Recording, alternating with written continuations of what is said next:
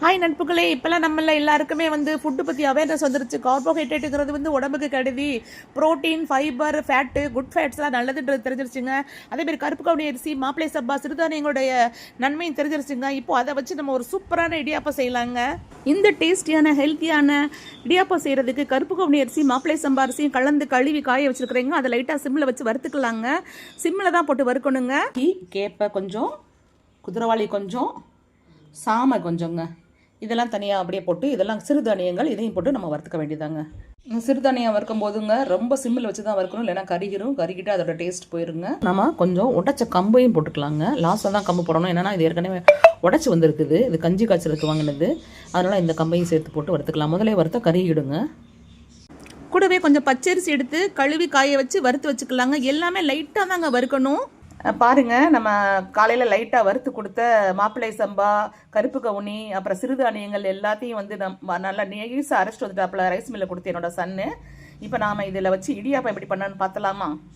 இந்த சத்தான சுவையான இடியாப்பம் செய்கிறதுக்குங்க நான் 1 டம்ளர் தண்ணியில் மாவை கரைச்சி வச்சுக்கிறேன். ஏன்னா இது நிறைய சிறுதானியம் போட்டதுனால டக்குன்னு வெந்துருங்க. பச்சரிசி மட்டும்தான் நம்ம அப்படியே கூட தண்ணியை கொதிக்கிறப்ப போட்டு அப்படியே கிண்டிடலாங்க.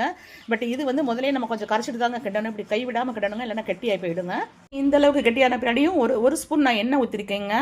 கோகனட் ஆயில் எண்ணெய்னாலும் ஊற்றிக்கலாம் நீங்கள்.